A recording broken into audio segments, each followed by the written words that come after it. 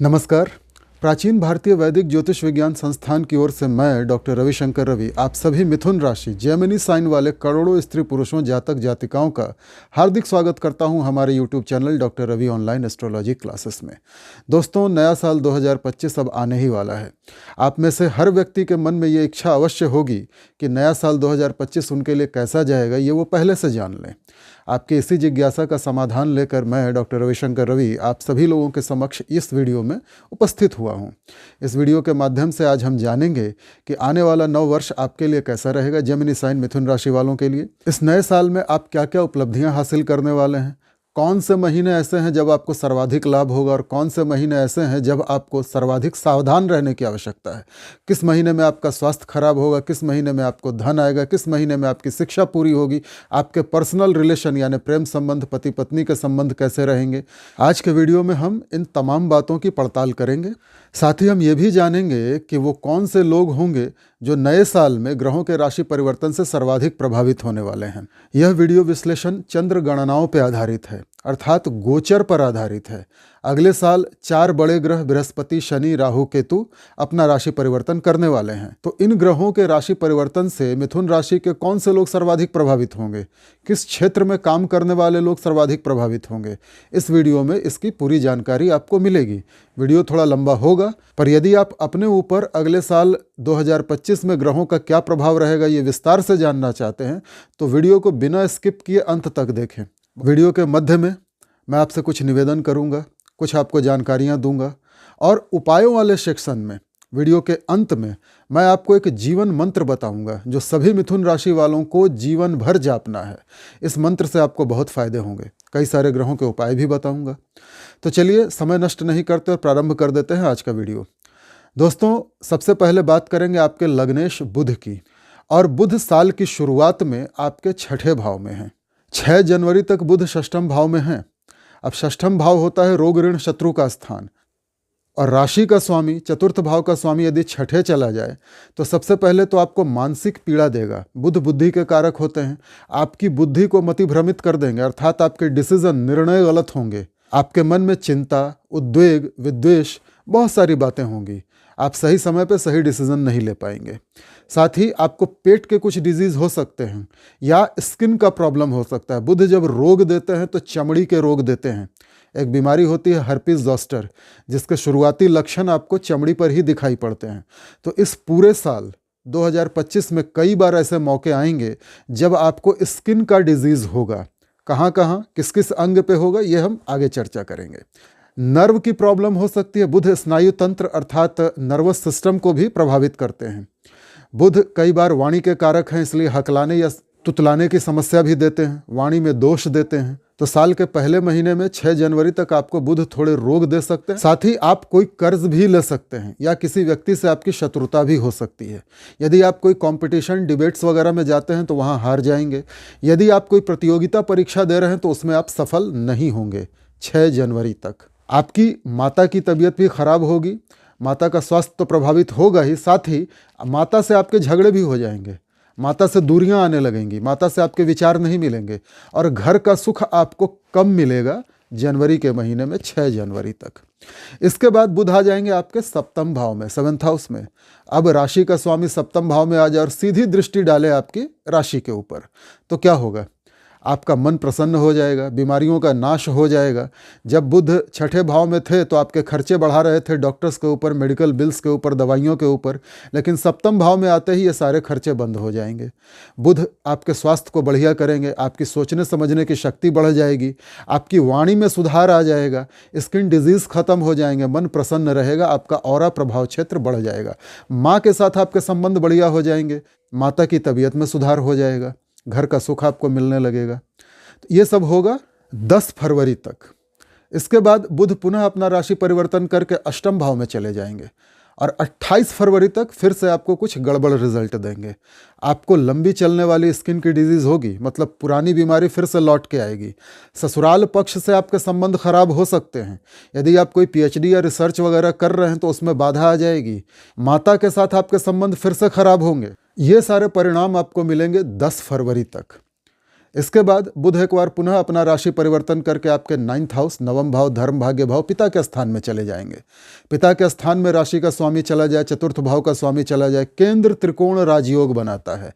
बुध आपको बहुत अच्छे परिणाम देंगे। भाग्य का साथ आपको कदम कदम पे मिलेगा। माँ और पिता दोनों का साथ, सहयोग, समर्थन, आशीर्वाद आपको प्राप्त होगा।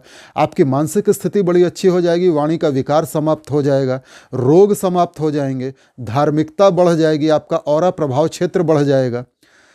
ये सारे परिणाम आपको मिलेंगे 28 फरवरी तक। इस महीने में बुध अपनी नीच राशि में होंगे। इस महीने में बुध आपके कर्म स्थान 10th हाउस में चले जाएंगे, मीन राशि में, जहां बुध नीच के हो जाएंगे और साथ ही वक्री भी हो जाएंगे। अब होगा क्या कि आपकी मान प्रतिष्ठा तो दांव पे लगेगी ही, आपकी माता की तबीयत भी बहुत ज़्यादा खराब होगी।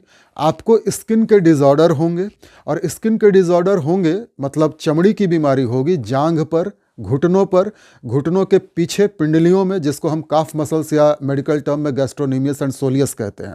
वहाँ पे आपको स्किन की कोई डिज़ॉर्डर आएगी। आपको नर्वस सिस्टम का कोई प्रॉब्लम होगा, खासकर कमर की नसों का, पैर की नसों का। इसके अलावा माता से दूरियां आ जाएंगी, झगड़े होने लगेंगे, घर का सुख आपको नहीं मिलेगा, और सामाजिक मान प्रतिष्ठा में बहुत कमी आ जाएगी। आपके निर्णय गलत होने लगेंगे, आपकी सोचने समझने की शक्ति कुंद हो जाएगी, वाणी में विकार आ जाएगा, दोष आ जाएगा। ये सारे परिणाम आपको मिलेंगे 4 मई तक, जब बुध वक्री रहेंगे और नीच भी होंगे। किंतु इसके बाद 5 मई से बुध मार्गी हो जाएंगे, और मार्गी हो जाएंगे तो इन परिणामों में थोड़ी सी कमी आएगी, परंतु फिर भी बुध नीच के तो हैं। अब एक बार पुनः बुध अपना राशि परिवर्तन करके जाएंगे आपके 11th हाउस, एकादश भाव में। एकादश भाव में जाते ही बुध का नीचत्व समाप्त हो जाएगा, बुध मार्गी भी हो जाएंगे, आपको लाभ देने लगेंगे, कमाई आने लगेगी, आपकी मानसिक स्थिति बहुत अच्छी हो जाएगी, वाणी का विकार समाप्त हो जाएगा, आपके निर्णय सही होने लगेंगे, माता का स्वास्थ्य बढ़िया हो जाएगा, घर का सुख आपको मिलने लगेगा, बड़े भाई बहनों का सहयोग मिलने लगेगा, आपके सोशल नेटवर्क में जो मित्र मंडली आपकी खुद की है उसका सहयोग मिलने लगेगा, इच्छाओं की पूर्ति होने लगेगी, कमाई बढ़ जाएगी। ये परिणाम आपको कब तक मिलेंगे? 21 मई तक। इसके बाद बुध पुनः एक बार अपना राशि परिवर्तन करके चले जाएंगे आपके 12th हाउस, द्वादश भाव में। फिर से आपकी तबीयत थोड़ी ख़राब होगी, आपके निर्णय गलत होने लगेंगे, आपके खर्चे बढ़ जाएंगे, मेडिकल बिल्स, दवाइयों के बिल्स बढ़ जाएंगे, डॉक्टर के चक्कर लगने लगेंगे आपके। फिर से आपको पेट का कोई डिजीज़ हो सकता है, या स्किन की कोई प्रॉब्लम हो सकती है, नर्वस सिस्टम से रिलेटेड कोई प्रॉब्लम हो सकती है। माता का स्वास्थ्य फिर थोड़ा खराब होगा, माता से फिर दूरियां आएंगी। तो आप देख रहे हैं कि बुध पूरे साल किसी महीने में आपको अच्छे परिणाम दे रहे हैं, किसी महीने में बुरे परिणाम दे रहे हैं। अब ये बुरे परिणाम आपको कब तक मिलेंगे भाई? 5 जून तक बुध आपके द्वादश भाव में रहेंगे। इसके बाद बुध एक बार पुनः अपना राशि परिवर्तन करके आपकी राशि के ऊपर ही आ जाएंगे। जब राशि के ऊपर राशि का स्वामी बैठ जाएगा तो इससे अच्छी स्थिति कुछ नहीं हो सकती। आपका मन प्रसन्न रहेगा, आपके निर्णय सही हो जाएंगे, आपकी बातों का प्रभाव होगा, आपकी तर्क शक्ति अत्यंत प्रबल हो जाएगी। बुध बुद्धि के कारक हैं, आपको ऐसी ऐसी बुद्धि देंगे जिससे आपका लाभ ही लाभ होगा, शरीर स्वस्थ हो जाएगा, माँ के साथ आपके संबंध बढ़िया हो जाएंगे, माता का स्वास्थ्य भी बढ़िया होगा, घर का सुख आपको मिलने लगेगा। ये सारे परिणाम आपको मिलेंगे 23 जून तक। इन्हीं दिनों देवगुरु बृहस्पति भी अपना राशि परिवर्तन करके आपकी राशि के ऊपर बैठ जाएंगे। अब बुध और बृहस्पति दोनों मित्र ग्रह हैं। बृहस्पति तो इस साल आपके लिए सर्वाधिक शुभ ग्रह हैं, सबसे अच्छे रिजल्ट आपको बृहस्पति से ही मिलेंगे, उसकी चर्चा हम आगे करेंगे। बुध भी बहुत अच्छे परिणाम देंगे। इसके बाद बुध एक बार पुनः अपना राशि परिवर्तन करके आपके 2nd हाउस में चले जाएंगे। अब द्वितीय भाव में जाते ही बुध पुनः वक्री हो जाएंगे। अब वक्री बुध फिर से थोड़ी गड़बड़ करेंगे, धन का खर्चा करवाएंगे, धन जमा नहीं होगा, परिवार में, कुटुंब में झगड़े होने लगेंगे, आपकी वाणी के कारण कुटुंबीजन आपसे नाराज़ हो जाएंगे, आपको दांतों और आँखों के कोई रोग हो सकते हैं, वाणी में दोष आ सकता है, स्किन के डिजीज़ हो सकते हैं, चेहरे पे, गले पे, मुंह के अंदर कोई घाव हो सकता है। ये सारे परिणाम आपको मिलेंगे 28 अगस्त तक। इसके बाद बुध एक बार पुनः अपना राशि परिवर्तन करके आपके 3rd हाउस में चले जाएंगे, तृतीय भाव में। छोटे भाई बहनों का स्थान है, छोटी दूरी की यात्राओं का स्थान है। इन सारी चीज़ों का आपको लाभ मिलेगा। छोटे भाई बहनों का साथ, सहयोग, समर्थन आपको पूरी तरह प्राप्त होगा। पड़ोसियों से आपके संबंध अच्छे हो जाएंगे। साथ ही छोटी दूरी की यात्राओं में आपको लाभ होगा। आपकी कम्युनिकेशन बढ़िया हो जाएगी, क्योंकि बुध वाणी के कारक हैं, तो आपकी वाणी में गजब का प्रभाव आ जाएगा। लोग आपसे आकर्षित हो जाएंगे, बुद्धि तेज काम करने लगेगी, आप अत्यधिक पुरुषार्थी हो जाएंगे। यह सारे परिणाम आपको मिलेंगे 15 सितंबर तक। इसके बाद बुध एक बार पुनः अपना राशि परिवर्तन करके आपके 4th हाउस में आएंगे, कन्या राशि में, स्वयं की राशि है, जहां बुध उच्च के हो जाते हैं। अब केंद्र में राशि का स्वामी बैठ जाए और उच्च का हो जाए तो इससे अच्छी स्थिति और क्या होगी। आपको घर का सुख तो बहुत ज़बरदस्त मिलेगा, माता के साथ आपका संबंध बहुत बढ़िया होगा, माता का स्वास्थ्य अच्छा होगा, घरेलू माहौल बहुत अच्छा होगा, घर में नई नई चीज़ें आ सकती हैं, सुख सुविधा की चीज़ों की भरमार हो सकती है, मन प्रसन्न होगा, शरीर स्वस्थ रहेगा, आपकी बुद्धि तेज काम करेगी, आपके निर्णय बहुत सही होंगे। किंतु बुध की नीच की दृष्टि जाएगी आपके कर्म स्थान पे, यानी सामाजिक क्षेत्र में मान प्रतिष्ठा में थोड़ी कमी आ सकती है। जहां आप काम करते हैं, नौकरी वगैरह करते हैं, तो वहां पे आपके झगड़े होने लगेंगे, हो सकता है आपका ट्रांसफ़र हो जाए या वर्क प्लेस में माहौल ऐसा बन जाए कि आप वहां काम न करना चाहें। अर्थात कर्म क्षेत्र में कोई ना कोई समस्या आएगी। यदि आप व्यापारी हैं तो आपके व्यापार में थोड़ा डाउनफॉल आपको देखने को मिलेगा, कुछ नीच लोगों के कारण आपके व्यापार में संकट आएगा। ये सारे परिणाम आपको मिलेंगे 20 अक्टूबर तक। इसके बाद बुध आ जाएंगे आपके पंचम भाव में और 23 अक्टूबर तक वहीं हैं। अब विद्यार्थियों के लिए समय बहुत अच्छा है, शिक्षा पूरी होने लगेगी, पढ़ाई में मन लगने लगेगा। इस समय अवधि में, इस पीरियड में कई सारी मिथुन राशि की महिलाएं होंगी जिनको संतान की प्राप्ति भी हो जाएगी। प्रेमी प्रेमिकाओं के लिए भी समय अच्छा है। अब बुध एक बार पुनः अपना राशि परिवर्तन करके सभी 12 भावों का चक्कर लगा के फिर से आ जाएंगे आपके छठे भाव में। जहां जनवरी में थे वहीं अक्टूबर के एंड में आ जाएंगे और नवंबर 19 तारीख तक वहीं रहेंगे। छठे भाव में आते ही बुध पुनः आपको रोग देने लगेंगे। इसके बाद बुध एक बार पुनः अपना राशि परिवर्तन करेंगे और आपके सप्तम भाव में चले जाएंगे और वहां रहेंगे 7 दिसंबर तक। सप्तम भाव में बुध के परिणाम मैं आपको बता ही चुका हूं। बुध एक बार फिर से अपना राशि परिवर्तन करेंगे और दिसंबर के महीने में आपके अष्टम भाव में चले जाएंगे और वहां रहेंगे 30 दिसंबर तक। अष्टम भाव के परिणाम मैं आपको पहले ही बता चुका हूं। तो ये थे बुध के परिणाम आप सभी मिथुन राशि जेमिनी साइन वालों के लिए। अब हम चलते हैं मंगल के ऊपर। मंगल इन दिनों कर्क राशि में नीच के हैं और आपके सेकंड हाउस, द्वितीय भाव में बैठे हैं। मंगल आपके लिए आमदनी के एकादश भाव के स्वामी बनते हैं, साथ ही मंगल आपके लिए छठे भाव के स्वामी भी बनते हैं, रोग ऋण शत्रु के स्वामी। अब सबसे पहले तो एकादश भाव लाभ का, कमाई का घर होता है, बड़े भाई बहनों का स्थान होता है, आपकी मित्र मंडली, आपके सोशल नेटवर्क का स्थान होता है। और इसका स्वामी नीच का हो जाए तो आपकी आमदनी, आपकी कमाई को तो ठप कर देगा। इनकम के सोर्स बंद हो जाएंगे, बड़े भाई बहनों से आपके झगड़े होने लगेंगे। मित्र मंडली में यदि कोई ऐसा व्यक्ति है जिसको आप बड़ा भाई मानते हो तो उसके साथ आपके झगड़े होने लगेंगे। वो व्यक्ति आपके साथ नीचता पे उतर आएगा। आपकी इनकम में सबसे बड़ी बाधा वही व्यक्ति देगा, आपकी इनकम को बंद करेगा, रोकेगा। उसके कारण आपका लॉस होगा, आपकी इच्छाओं की पूर्ति नहीं होगी, आपको दांतों और आंखों के रोग होंगे। भोजन में भी बहुत संभल के रहने की ज़रूरत है, फूड पॉइजनिंग हो सकती है आपको। साथ ही कुटुंब परिवार में आपकी वाणी के कारण लोगों से झगड़े होने लगेंगे। कुटुंब परिवार के लोग नीचता पे उतर आएंगे, उनके साथ आपका तालमेल खराब हो जाएगा। धन तो बिल्कुल जमा नहीं होगा, यानी बैंक बैलेंस, डिपॉजिट वगैरह की आप भूल जाइए। मंगल 24 जनवरी तक, यानी जनवरी के लगभग एंड तक कर्क राशि में वक्री हैं और नीच के भी हैं। तो ये परिणाम आपको 24 जनवरी तक मिलेंगे। मंगल की चतुर्थ दृष्टि जाएगी आपकी राशि कुंडली के पंचम भाव पे। कई सारी मिथुन राशि की महिलाओं का गर्भपात हो जाएगा, एबॉर्शन हो जाएगा, मिसकैरेज हो जाएगा, संतान प्राप्ति में समस्या आएगी।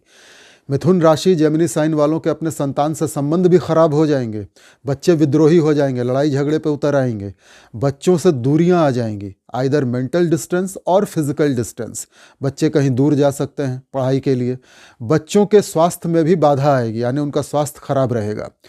जनवरी का महीना मिथुन राशि के विद्यार्थियों के लिए भी खराब है, पढ़ाई लिखाई में मन नहीं लगेगा, ध्यान भटक जाएगा, कोई ना कोई बाधा आ जाएगी। जनवरी का महीना प्रेमियों के लिए भी खराब है, प्रेमी प्रेमिकाओं का सेपरेशन हो जाएगा, अलगाव हो जाएगा, जिसको ब्रेकअप कहते हैं। प्रेमी प्रेमिका आपके साथ नीचता पे उतर आएंगे। जनवरी के महीने में मंगल की उच्च की दृष्टि जाएगी आपके अष्टम भाव पे। अब अष्टम भाव पे उच्च की दृष्टि जाने का अर्थ है कि यदि आप पीएचडी या रिसर्च वगैरह कर रहे हैं तो वो बिना बाधा के पूरी होगी। आपके head of the department HOD का आपको सहयोग मिलेगा। यदि आप आर्कियोलॉजी वगैरह का कोई काम करते हैं, पुरातत्ववेता हैं, तो ये समय आपके लिए अच्छा है। ससुराल पक्ष के जितने भी पुरुष हैं, ससुर, साला, जेठ, जो भी मेल मेंबर्स हैं उनसे आपके संबंध बड़े अच्छे हो जाएंगे। यदि आप इंश्योरेंस वगैरह का, LIC वगैरह का कोई काम करते हैं तो इसमें सफलता मिलेगी आपको। इस अवधि में तंत्र मंत्र, ज्योतिष, जादू टोना, इसमें आपकी रुचि बढ़ जाएगी, क्योंकि यह अष्टम भाव गुप्त विद्याओं का स्थान है। तो आपकी रुचि भी बढ़ जाएगी और आप सीख भी सकेंगे, परंतु उससे कोई लाभ नहीं कमा सकेंगे, धन जमा नहीं हो पाएगा। इस पीरियड में 24 जनवरी तक मंगल की अष्टम दृष्टि जाएगी आपके नवम भाव पे। पिता से झगड़े होंगे, पिता का स्वास्थ्य भी खराब होगा, पिता से दूरियां आएंगी और धार्मिक व्यक्तियों, आध्यात्मिक व्यक्तियों, साधु संतों, ज्योतिषियों, पंडित, पुजारियों से भी आपके झगड़े होंगे। आपकी धार्मिकता में कमी आ जाएगी। अब मंगल 25 जनवरी को अपना राशि परिवर्तन करके आपकी राशि के ऊपर ही आ जाएंगे। वहां वक्री है मंगल। मंगल आपको हाई BP की समस्या देंगे, सिर में कोई ना कोई चोट लगेगी या रक्त संबंधी कोई विकार होगा। आपको गुस्सा बहुत ज़्यादा आएगा, अपने क्रोध पर नियंत्रण रखने की आवश्यकता है। यदि मंगल की स्थिति आपकी जन्म कुंडली में पहले ही खराब है, अर्थात नीच के हैं, मंगल वक्री हैं, या फिर मंगल 6, 8, 12 में बैठे हुए हैं, अस्त हैं, डिग्री से कमज़ोर हैं, तो ये रोग वगैरह के जो नकारात्मक परिणाम है ये आपको ज़्यादा मिलेंगे। यदि आप बिल्डर हैं, ठेकेदारी का काम करते हैं, आप ज़मीन की खरीद बिक्री का काम करते हैं, यदि आप सेना में हैं, पुलिस में हैं, या आप सशस्त्र बलों में काम करते हैं, यदि आप खिलाड़ी हैं, यदि आप बॉडी बिल्डर हैं, जिम वगैरह करते हैं, तो ये नकारात्मक परिणाम आपको बहुत ज़्यादा मिलेंगे। इस पीरियड में ऐसा होगा कि कई सारे जिम करने वाले लोगों को अचानक ब्रेन स्ट्रोक आ जाएगा, उनका BP बढ़ जाएगा और ब्रेन हैमरेज हो जाएगा। 25 जनवरी से 7 मार्च के बीच मंगल की सीधी सप्तम दृष्टि जाएगी आपके सप्तम भाव पे। पति पत्नी का स्थान है, बिजनेस पार्टनर का स्थान है। पति पत्नी से बहुत भयंकर झगड़े होने लगेंगे, आपके जीवन साथी से दूरियां आ जाएंगी। यदि आप पार्टनरशिप में कोई व्यापार करते हैं तो बिजनेस पार्टनर से भी बहुत भयंकर झगड़े होंगे, दूरियां आएंगी। आपकी सामाजिक छवि भी खराब होगी। मंगल जब आपकी राशि के ऊपर होंगे तो उनकी चतुर्थ दृष्टि जाएगी आपके 4th हाउस पे। 4th हाउस पे मंगल की दृष्टि जाने का सीधा सा अर्थ है कि माता की तबीयत भी इस पीरियड में खराब होगी, माता से झगड़े होंगे, माता से दूरियां आएंगी। मंगल की अष्टम दृष्टि पुनः जाएगी आपकी राशि कुंडली के अष्टम भाव पे। ये दृष्टि अच्छी है, यानी आप PhD या रिसर्च वगैरह जो कर रहे थे वो पूरे हो जाएंगे, HOD का सहयोग मिलेगा, ससुराल पक्ष से संबंध बढ़िया रहेंगे और गुप्त विद्याओं, ज्योतिष, तंत्र मंत्र वगैरह में आपकी रुचि बनी रहेगी। अब मंगल एक बार पुनः अपना राशि परिवर्तन करेंगे 8 मार्च को, और 8 मार्च से 9 जून तक फिर से आपके 2nd हाउस कर्क राशि में आ जाएंगे, द्वितीय स्थान में, और वहां मंगल पुनः वक्री और नीच दोनों हो जाएंगे। वक्री और नीच मंगल के परिणाम तो मैंने अभी आपको बता ही दिए हैं। अब यदि आपका जन्म मंगल के नक्षत्रों में हुआ है तो आप मंगल के इस राशि परिवर्तन से सर्वाधिक प्रभावित होंगे। आइए जानते हैं मंगल के नक्षत्र कौन कौन से हैं। मृगशिरा, चित्रा और धनिष्ठा, ये 3 मंगल के नक्षत्र हैं। यदि आपका जन्म मंगल के नक्षत्रों में हुआ है तो आप समझिए कि मंगल के इस राशि परिवर्तन, नीच और वक्री होने से आप ही मिथुन राशि के सबसे ज़्यादा प्रभावित होंगे। नीच का मंगल सभी 12 राशि वालों के लिए क्या प्रभाव दिखाएगा, इस पर एक वीडियो बना करके मैंने पहले ही अपने चैनल पर अपलोड कर दिया है। ये है उस वीडियो का स्क्रीनशॉट। यदि आप इस वीडियो को देख लेंगे तो अपने लिए मिथुन राशि वालों के लिए नीच के मंगल के प्रभाव को आप अच्छी तरह से समझ जाएंगे, जान जाएंगे। अब आते हैं साल के सबसे बड़े परिवर्तन, देवगुरु बृहस्पति के राशि परिवर्तन पर। बृहस्पति आपके लिए अत्यंत शुभ ग्रह बनने वाले हैं इस साल। बृहस्पति मई के महीने तक तो आपके द्वादश भाव में हैं, आपके खर्चे वगैरह बढ़ा रहे हैं, किंतु 9 मई को बृहस्पति अपना राशि परिवर्तन करके आपकी राशि के ऊपर आ जाएंगे। अब जब तक बृहस्पति आपके 12th हाउस द्वादश भाव में हैं, तब तक आप मिथुन राशि वालों को क्या परिणाम देंगे, इस पर भी मैंने एक वीडियो बना करके पहले ही हमारे चैनल पर अपलोड किया है। ये है उस वीडियो का स्क्रीनशॉट। मैं आपसे आग्रह करूंगा कि आप इस वीडियो को अवश्य देखें, तो मई तक बृहस्पति आपको क्या परिणाम देंगे ये आपको डिटेल में पता चल जाएगा। इसमें बृहस्पति के उपाय भी बताए गए हैं। मैं आपको मई के बाद की स्थिति बताता हूं जब बृहस्पति आपकी राशि पर होंगे। बृहस्पति राशि पर आते ही अपनी सीधी 5, 7 और 9 दृष्टियों से आपके पंचम, सप्तम और नवम भाव को देखेंगे। तीनों अत्यंत महत्वपूर्ण स्थानों पर बृहस्पति की दृष्टि जाएगी। बृहस्पति राशि के ऊपर हैं, अर्थात केंद्र में बैठे हैं सबसे महत्वपूर्ण स्थान पर, और बृहस्पति आप मिथुन राशि वालों के लिए सप्तम और कर्म स्थान के स्वामी भी बनते हैं। अर्थात इन 5 भावों के सर्वाधिक बढ़िया रिजल्ट आपको पूरे साल 2025 में मिलने वाले हैं। खुश हो जाइए आप लोग। बृहस्पति क्या क्या करेंगे? सबसे पहले तो मिथुन राशि की जो महिलाएं गर्भवती हैं उनको पुत्र संतान की प्राप्ति हो जाएगी। मिथुन राशि के प्रेमी प्रेमिकाओं के लिए समय बहुत अच्छा है। जो लोग अब तक सिंगल थे उनको नया साथी मिल जाएगा, नया प्रेमी या प्रेमिका मिल जाएंगे। विवाह के रिश्ते आने लगेंगे और पूरी संभावना है कि इस साल आपका विवाह हो जाए। मिथुन राशि के विद्यार्थियों के लिए समय बहुत अच्छा है। पढ़ाई में मन लगेगा। आप हायर एजुकेशन के लिए कहीं बाहर जा सकते हैं। उच्च शिक्षा की प्राप्ति होगी। मिथुन राशि के व्यक्तियों के अपने संतान से संबंध अच्छे हो जाएंगे। संतान का स्वास्थ्य बढ़िया रहेगा। संतान अति आज्ञाकारी होगी। साथ ही बृहस्पति की दृष्टि सप्तम भाव पे भी जा रही है। पति पत्नी के बीच का प्रेम बढ़ जाएगा। विवाह तो हो ही जाएगा। बिजनेस पार्टनर के साथ आपके संबंध अच्छे हो जाएंगे। आपका बिजनेस बढ़ने लगेगा। सामाजिक छवि में सुधार आ जाएगा। बृहस्पति की नवम दृष्टि आपके 9th हाउस पे भी जा रही है। आपकी धार्मिकता बढ़ी चढ़ी होगी। पिता का साथ, सहयोग, समर्थन आपको पूरी तरह प्राप्त होगा। धर्म गुरुओं, आध्यात्मिक व्यक्तियों, साधु संतों, पंडित, पुजारियों, ज्योतिषियों, इनका साथ, सहयोग, समर्थन आपको पूरी तरह प्राप्त होगा। धार्मिक यात्राएं भी होंगी। बृहस्पति सप्तम के स्वामी हैं, सप्तम पे दृष्टि डाल रहे हैं। विवाह होगा ही होगा। बृहस्पति कर्म स्थान के स्वामी हैं, दशम भाव के, और आपकी राशि पर बैठे हैं। कर्म क्षेत्र बहुत बढ़ा चढ़ा रहेगा। यदि आप नौकरी पेशा व्यक्ति हैं, कहीं जॉब करते हैं, मैनेजमेंट का जॉब करते हैं, तो आपके लिए प्रमोशन के अवसर हैं। मनचाही तरक्की मिलेगी, सैलरी बढ़ जाएगी, पर्क्स मिलेंगे, इंक्रीमेंट्स मिलेगी। यदि आप व्यापारी हैं तो व्यापार भी आपका बहुत अच्छा चलेगा। व्यापार में और कर्म क्षेत्र में, ऑफिस में, हर जगह उम्र से बड़े लोगों का साथ सहयोग आपको मिलेगा। आपके बॉस जो आपके पिता समान हो, या कर्म क्षेत्र में किसी व्यक्ति को आप पिता समान समझते हो, या आपके खुद के पिता हो, इनका साथ सहयोग, समर्थन, आशीर्वाद आपको पूरी तरह मिलेगा। और इनके सहयोग से ही या तो आपकी प्रमोशन होगी या आपका बिजनेस बढ़ेगा। यदि आप टीचर हैं, प्रोफेसर हैं, लेक्चरर हैं, पंडित हैं, धर्मगुरु हैं, ज्योतिषी हैं, पुजारी हैं, यदि आप मैनेजमेंट का काम करते हैं, मैनेजर हैं, तो आपके लिए समय बहुत बढ़िया है। यदि आप धर्म से जुड़ा हुआ कोई भी काम करते हैं, धार्मिक वस्तुओं का व्यापार करते हैं, धार्मिक पुस्तकों का व्यापार करते हैं, तो भी आपके लिए समय बहुत बढ़िया है। व्यापार खूब चलेगा। अब वो कौन से लोग हैं जो बृहस्पति के इस राशि परिवर्तन से सबसे ज़्यादा फायदे में रहने वाले हैं? वो लोग जिनका जन्म बृहस्पति के नक्षत्र में हुआ है।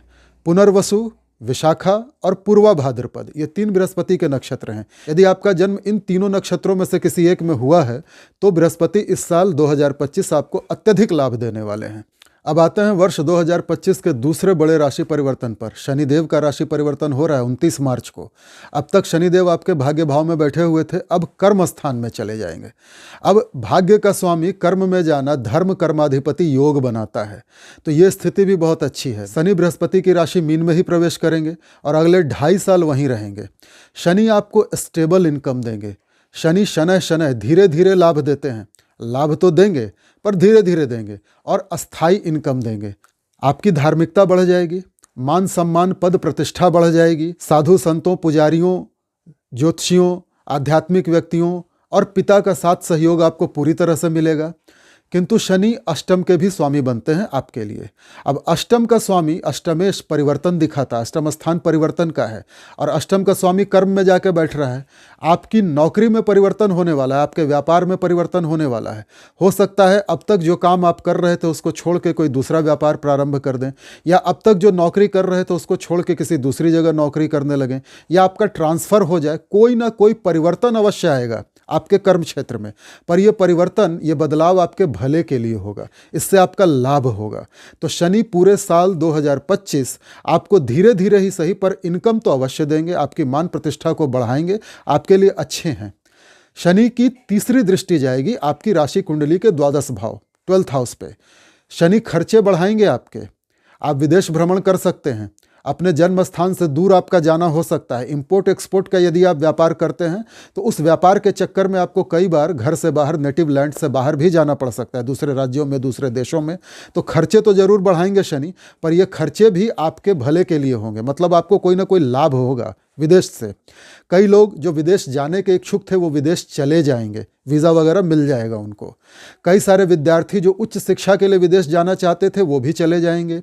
हाँ, शनि कोई रोग देंगे आपको, और शनि के रोग या तो गैस के होते हैं, गैसियस प्लैनेट है इसलिए गैस बढ़ा देंगे, या फिर नर्व के डिसऑर्डर देंगे आपको, नर्वस डिसऑर्डर देंगे आपको। सियाटिका, लंबर स्पॉन्डाइलिटिस वगैरह जैसी कोई बीमारी हो सकती है। दवाइयों पर, मेडिकल बिल्स पर आपके खर्चे बढ़ने वाले हैं। डॉक्टर के, हॉस्पिटल के आपको चक्कर लगेंगे, पर फिर भी बहुत ज़्यादा घबराने की बात नहीं है, क्योंकि बृहस्पति बहुत ज़्यादा सपोर्टिव हैं आपके लिए, और शनि भी सपोर्टिव हैं। शनि की सप्तम दृष्टि जाएगी आपकी राशि कुंडली के 4th भाव पे, कन्या राशि पे। माता का स्थान है, घर का सुख भी आपको मिलेगा। आप कोई नया वाहन खरीद सकते हैं, आपके घर में सुख सुविधा की चीज़ें आ सकती हैं, आप रॉट आयरन लोहे का फर्नीचर खरीद सकते हैं, लोहे के पलंग, लोहे के सोफे, लोहे की कुर्सियाँ, लोहा आ सकता है आपके घर में। कर्म क्षेत्र में भी आप लोहे से संबंधित कोई कार्य कर सकते हैं, आपकी कोई फैक्ट्री हो सकती है, आप लोहा बनाने वाली, स्टील बनाने वाली फैक्ट्री में काम कर सकते हैं, आप पेट्रोलियम गैस का काम कर सकते हैं या ऐसी जगहों पर नौकरी कर सकते हैं, आप माइंस वगैरह का काम कर सकते हैं या ऐसी जगहों पर नौकरी कर सकते हैं, आप पुराने एंटीक वस्तुओं का काम कर सकते हैं या ऐसी जगह पर नौकरी कर सकते हैं। तो शनि का क्षेत्र बहुत व्यापक है। कबाड़ भी शनि के क्षेत्र में ही आता है। स्क्रैप का धंधा ये शनि का क्षेत्र है। कोयले का काम शनि का क्षेत्र है। इनसे रिलेटेड आप कोई काम कर सकते हैं। आपके कर्म क्षेत्र में मजदूरों का साथ सहयोग समर्थन आपको बहुत मिलने वाला है और इससे आपके व्यापार में तरक्की होने वाली है। शनि की दशम दृष्टि आएगी आपकी राशि कुंडली के सप्तम भाव पे, जहां बृहस्पति की भी दृष्टि है। अब देखिए, विवाह के प्रस्ताव तो आपको आएंगे और विवाह होने की भी पूर्ण संभावना है, परंतु शनि उसमें थोड़ा डिले कर सकते हैं। धीरे धीरे रुक रुक के विवाह के प्रस्ताव आ सकते हैं, बात थोड़ी लंबी खिंच सकती है। शनि की दृष्टि विघटनकारी होती है, सेपरेटिव होती है, विवाहित जीवन के सुख को कम करती है। पर शनि की इस निगेटिव दृष्टि को बृहस्पति की पॉजिटिव दृष्टि न्यूट्रल कर रही है, इसलिए घबराने की बात नहीं है। विवाह तो आपका हो जाएगा। यदि आपका जन्म शनि के नक्षत्रों में हुआ है तो शनि के इस राशि परिवर्तन से आप सर्वाधिक प्रभावित रहेंगे। पुष्य, अनुराधा और उत्तरा भाद्रपद ये 3 शनि के नक्षत्र हैं। अपनी लगन कुंडली खोल के देखिए आपका नक्षत्र कौन सा है। अब आते हैं साल के अगले बड़े राशि परिवर्तन पर, जो है राहु केतु का। पहले राहु की चर्चा करते हैं। राहु अब तक आपके कर्म स्थान 10th हाउस में थे। अब दशम भाव में बैठकर राहु क्या क्या परिणाम देते हैं, इस विषय पर एक वीडियो मैंने पहले ही अपने चैनल पर अपलोड किया हुआ है। ये है उसका स्क्रीनशॉट। यदि आप इस वीडियो को देख लेंगे तो 10th हाउस के राहु का परिणाम आपको अपने लिए समझ आ जाएगा और इस वीडियो में उपाय भी मैंने बताए हैं। राहु 16 मई को अपना राशि परिवर्तन करके आपके कर्म स्थान को छोड़ के आपके भाग्य भाव में आ जाएंगे, कुंभ राशि में, शनि की राशि में। तो मैं आपको नवम भाव का 16 मई के बाद का परिणाम बताता हूँ। देखिए, नवम भाव होता है धर्म भाग्य भाव, पिता का स्थान, और राहु जब यहाँ बैठ जाते हैं तो धार्मिकता तो बढ़ा देते हैं परंतु पिता से दूरियां दे देते हैं। नवम भाव में बैठा हुआ राहु व्यक्ति को गंगा स्नान करवाता है और मेरी सलाह है कि आपको अगले 1.5 साल के पीरियड में, जब तक राहु आपके 9th भाव में हैं, आपको गंगा स्नान अवश्य करना चाहिए। पंडित, पुजारियों, धार्मिक व्यक्तियों, ज्योतिषियों, तांत्रिकों, मांत्रिकों का सहयोग, साथ समर्थन आपको मिलेगा। किंतु इस अवधि में आप धार्मिकता का दिखावा कर सकते हैं, धार्मिकता का थोड़ा आडंबर भी कर सकते हैं। कलयुग में राहु सबसे ज्यादा प्रोमिनेंट, सबसे ज्यादा शक्तिशाली ग्रह हैं। कलयुग के राजा हैं राहु। नवम भाव के राहु आपको उच्च शिक्षा के अवसर दिला सकते हैं। विद्यार्थियों के लिए समय बढ़िया है, हायर एजुकेशन आप ले सकते हैं। अब 9th हाउस में बैठे हुए राहु की पंचम दृष्टि जाएगी आपकी राशि के ऊपर। राहु सर्वाधिक चतुर, चालाक और मौके के अनुसार अपने आप को ढाल लेने वाले ग्रह हैं। थोड़ा स्वार्थी भी हैं। तो ऐसा होगा कि इस पूरे साल 2025 जैसे ही राहु का राशि परिवर्तन होगा और आपकी राशि के ऊपर उनकी दृष्टि जाएगी, आप थोड़े मतलबी, थोड़े स्वार्थी हो जाएंगे।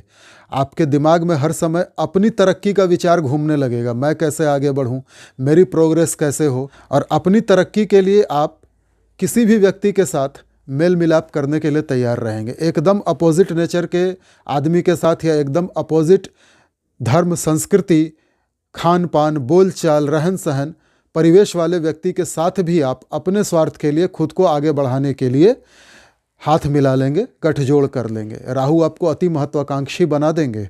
अब लग्न में राहु बैठा हो या लग्न पे राहु की दृष्टि हो तो क्या परिणाम देता है, इस पर भी एक वीडियो मैंने बना करके अपने चैनल पर डाला हुआ है। ये है उसका स्क्रीनशॉट। यदि आप इस वीडियो को देखते हैं, प्रथम हाउस में राहु, लग्न में राहु, तो राहु की दृष्टि का परिणाम आपको बहुत अच्छे से समझ आएगा। नवम भाव में राहु बैठ के क्या परिणाम देते हैं, इस पर भी एक वीडियो मैंने बना के अपने चैनल पर डाला हुआ है। ये है उसका स्क्रीनशॉट। यदि आप इस वीडियो को देख लेंगे तो 9th के राहु का परिणाम आपको अच्छे से समझ आ जाएगा। राहु की सप्तम दृष्टि जाएगी आपके 3य भाव पे। छोटे भाई बहनों का स्थान है, पराक्रम, पुरुषार्थ, साहस का स्थान है। छोटी दूरी की यात्राओं को दिखाता है, पड़ोसियों को दिखाता है, आपके कम्युनिकेशन को दिखाता है और सोशल मीडिया, इंटरनेट को दिखाता है। 3rd हाउस में बैठ के व्यक्ति को राहु दुस्साहसी बना देता है।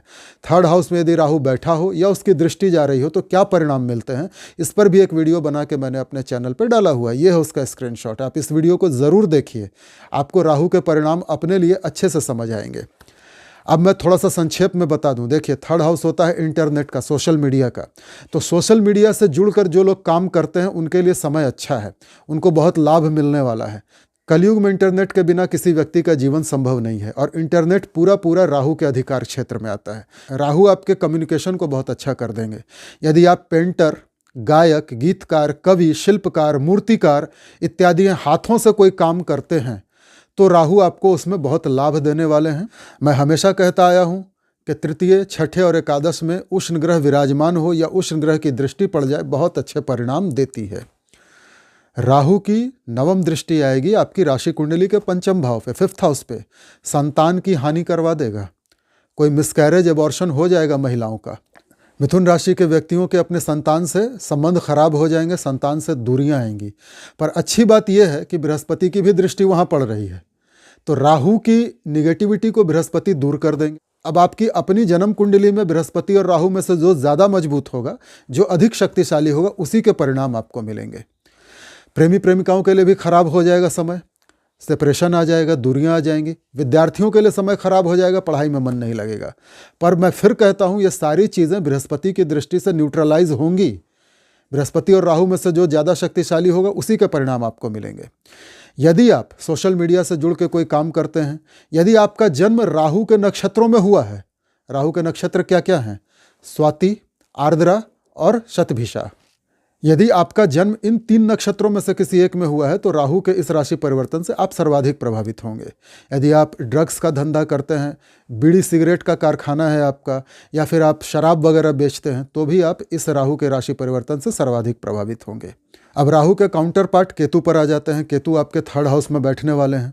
जिस दिन राहु का राशि परिवर्तन होगा उसी दिन केतु का भी राशि परिवर्तन होगा। 3rd हाउस में केतु की स्थिति वैसे तो बहुत अच्छी है, आपके पराक्रम, पुरुषार्थ, साहस को बढ़ा रही है, परंतु फिर भी पड़ोसियों से झगड़े होंगे, पड़ोसियों से विरक्ति आएगी, आपके छोटे भाई बहनों से आपके झगड़े होने लगेंगे, दूरियां आ जाएंगी। आपको सर्वाइकल स्पॉन्डाइलिटिस, फ्रोजन शोल्डर, जिसको हम पेरीआर्थराइटिक शोल्डर भी कहते हैं, की बीमारी हो सकती है। मैं फिजियोथेरेपिस्ट हूं, इसलिए आपको बता रहा हूं कि इस साल 2025 में आपको फिजियोथेरेपी की बहुत ज़्यादा ज़रूरत पड़ने वाली है। आपको लेग्स में भी प्रॉब्लम हो सकती है, घुटने में आर्थराइटिस, ऑस्टियोआर्थराइटिस हो सकता है, या फ्लैट फुट हो सकता है, या नर्व की कोई प्रॉब्लम हो सकती है फीट में, और आपको गर्दन में, हाथ में, कंधे में भी कोई इंजरी हो सकती है, नर्व की प्रॉब्लम हो सकती है, कोई डिजीज़ भी हो सकता है, क्योंकि 3rd हाउस हमारी बाहों को, भुजाओं को दिखाता है, कंधे से लेकर उंगलियों तक। छोटी दूरी की यात्राओं में आपको लाभ होगा। केतु की पंचम दृष्टि जाएगी आपकी राशि कुंडली के 7th हाउस, 7th भाव पे। अगेन एक विघटनकारी, सेपरेटिव दृष्टि है। केतु आपके जीवन साथी से आपको विरक्त करता है, दूरियां लाता है। तो ऐसा हो सकता है कि मिथुन राशि के कई सारे व्यक्तियों का विवाह तो बृहस्पति की कृपा से हो जाएगा, पर उसके बाद जीवन साथी से दूरियां आएंगी, झगड़े होंगे, थोड़ी विरक्ति आएगी। अब बृहस्पति की स्थिति यदि बहुत मजबूत है आपकी कुंडली में, तब तो बृहस्पति, शनि और केतु दोनों के निगेटिव प्रभाव को न्यूट्रलाइज कर देंगे। लेकिन यदि कहीं बृहस्पति कमजोर हुए आपकी कुंडली में, 6, 8, 12 में बैठे हुए, यदि बृहस्पति वक्री हुए, तो नकारात्मक परिणाम ज़्यादा मिलेंगे, अच्छे परिणाम कम मिलेंगे। यदि शनि वक्री हुए आपकी कुंडली में, या अस्त हुए 6, 8, 12 में बैठे हुए, तो नकारात्मक परिणाम बढ़ जाएंगे। यदि केतु आपकी जन्म कुंडली में 6, 8, 12 में बैठे हुए, या कोई दुर्योग बना रहे हों, तो भी आपको परिणाम बुरे मिलेंगे। यदि इस समय आपके जीवन में कोई ऐसी दशा, अंतर्दशा, प्रत्यंतर दशा चल रही है जो खराब है, तो भी आपको परिणाम खराब मिलेंगे। केतु की 7th दृष्टि आपकी राशि कुंडली के 9th हाउस पे जा रही है। पिता से सेपरेशन होगा, पिता का स्वास्थ्य खराब होगा। 9वें भाव पे केतु की दृष्टि आपको आध्यात्मिक बनाएगी, परंतु फिर भी धर्म को लेकर, अध्यात्म को लेकर आपके विचार कुछ ऐसे होंगे जिससे धर्म गुरुओं से, साधु संतों से आपको प्रताड़ना मिलेगी। 3rd हाउस में बैठकर केतु क्या रिजल्ट देते हैं, इस पर एक वीडियो मैंने पहले ही बना के हमारे चैनल पे अपलोड किया है, ये उसका स्क्रीनशॉट। आप चाहें तो इस वीडियो को देख सकते हैं। 3rd हाउस के केतु का परिणाम आपको अच्छे से पता चल जाएगा। केतु की पंचम दृष्टि 7वें भाव पे जा रही है। अब 7वें भाव में केतु बैठा हो या 7वें भाव पे दृष्टि डाल रहा हो, क्या परिणाम मिलेंगे, इस पर भी एक वीडियो बना के मैंने पहले ही अपने चैनल पे अपलोड किया है, ये है उसका स्क्रीनशॉट। यदि आप इस वीडियो को देख लें तो 7th हाउस केतु के परिणामों को आप अच्छी तरह समझ जाएंगे। 9वें भाव में केतु बैठा हो या दृष्टि डाल रहा हो, परिणाम एक जैसे होते हैं। इस पर भी मैंने एक वीडियो बना के पहले ही हमारे चैनल पे अपलोड किया है, ये है उस वीडियो का स्क्रीनशॉट। यदि आप इस वीडियो को देखेंगे तो 9th हाउस के केतु का परिणाम आपको समझ आ जाएगा। अब केतु की जो नवम दृष्टि है वो जाएगी एकादश भाव पे, 11th हाउस पे। अब 11th हाउस पे केतु बैठा हो या दृष्टि डाल रहा हो, क्या परिणाम मिलते हैं, इस पर भी एक वीडियो बना के मैंने अपने चैनल पे अपलोड किया है। यह उसका स्क्रीनशॉट। यदि आप इस वीडियो को देख लेंगे तो एकादश के केतु का परिणाम आपको समझ आ जाएगा। मैं संक्षेप में बता देता हूँ। केतु धर्म ध्वजा का भी प्रतीक होते हैं। एकादश में आपके नाम का झंडा बुलंद कर सकते हैं। यदि केतु की स्थिति अच्छी हुई आपकी कुंडली में तो आपको बहुत सारे अवार्ड्स रिवॉर्ड्स इस साल मिलेंगे। आपकी प्रतिष्ठा बढ़ेगी, आपकी इनकम बढ़ेगी। यदि केतु की स्थिति आपकी जन्म कुंडली में खराब हुई तो नाम का झंडा डूब भी जाएगा, नीचे भी गिर जाएगा, आपको बदनामी भी मिल सकती है। एकादश में बैठ करके केतु आमदनी में धोखा दिखाते हैं, यानी कहीं किसी व्यक्ति से आपको धोखा प्राप्त होगा आमदनी के मार्ग में। तो मित्रों, यह था आप सभी मिथुन राशि जेमिनी साइन वालों के लिए साल 2025 में बड़े बड़े ग्रहों के राशि परिवर्तन का परिणाम। अब हम आते हैं वीडियो के मध्य में आपसे कुछ निवेदन करना चाहता हूं। यदि आपने अब तक हमारे चैनल को लाइक और सब्सक्राइब नहीं किया है तो कृपया अब कर लीजिए। यदि आपने अब तक ऑल का ऑप्शन टच नहीं किया है, बेल आइकॉन का ऑप्शन टच नहीं किया है, कृपया अब कर लीजिए। यदि आपने अब तक हमारे चैनल को अपने मित्रों, पड़ोसियों, रिश्तेदारों के साथ शेयर नहीं किया है, कृपया अब कर दीजिए। यदि आपने अब तक हमारे चैनल को अपने social media accounts Facebook, Instagram, Twitter, Telegram, WhatsApp इत्यादि पे लोगों को नहीं बताया है, शेयर नहीं किया है, अब कर दीजिए ताकि सभी व्यक्ति इस वीडियो को देखें और अगले साल 2025 में लाभ उठाएं। अब कुछ जानकारियां। हमारा प्राचीन भारतीय वैदिक ज्योतिष विज्ञान संस्थान ज्योतिष का कोर्स करवाता है। इसकी डिटेल अभी आपके स्क्रीन पे आ रही है। यदि आप ज्योतिष सीखना चाहते हैं, वैदिक ज्योतिष, पराशरी ज्योतिष, तो हमसे संपर्क कीजिए इस नंबर पे। हमारा स्टाफ आपको पूरी जानकारी देगा, फीस वगैरह, प्रक्रिया वगैरह सब बताएगा। यदि आप काल सर्प दोष शांति पूजा, नवग्रह शांति पूजा, अनुष्ठान, मांगलिक दोष शांति पूजा, महामृत्युंजय मंत्र का जाप, रुद्राभिषेक, गंडमूल शांति पूजा अथवा ग्रह बाधा निवारण से संबंधित कोई भी पूजा करवाना चाहते हैं, भूत प्रेत बाधा निवारण करवाना चाहते हैं, तो कृपया इस नंबर पर संपर्क कीजिए हमारे कार्यालय से। हमारा स्टाफ आपको पूरी प्रक्रिया और जानकारी देगा। यदि आप अपनी जन्म पत्रिका का विश्लेषण मुझसे करवाना चाहते हैं तो इस समय स्क्रीन पे जो नंबर आ रहा है इस पर हमारे कार्यालय से संपर्क कीजिए। सभी सेवाएं सशुल्क हैं, पेड हैं। हम फ्री में कोई सर्विस नहीं देते। आप में से कई लोग मुझसे फ्री में सलाह मांगने के लिए मैसेज करते हैं या कॉल करते हैं। कृपया ऐसा मत कीजिए, ये नहीं हो पाएगा। अगर आप पेड सर्विस के इच्छुक हैं तो इस नंबर पर संपर्क कीजिए और हमारी सेवाओं का आनंद उठाइए। अपनी जन्म पत्रिका का पूर्ण विश्लेषण या आपके मन में एक दो प्रश्न हो तो उसका भी उत्तर आप मुझसे प्राप्त कर सकते हैं। अब चलिए आते हैं उपायों वाले सेक्शन पे। मिथुन राशि जेमिनी साइन वालों के लिए एक जीवन मंत्र है।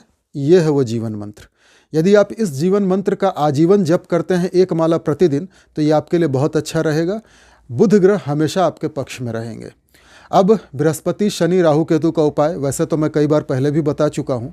बृहस्पति के लिए आपको विशेष कोई उपाय करने की आवश्यकता नहीं है। इस पूरे वर्ष आपको राहु केतु के उपाय करने की आवश्यकता है, बुध और मंगल के उपाय करने की आवश्यकता है, शनि के उपाय करने की आवश्यकता है। तो राहु केतु के उपाय क्या होते हैं? राहु का सबसे बड़ा उपाय है शिवलिंग की सफाई। शिव मंदिर में जाकर श्रमदान कीजिए।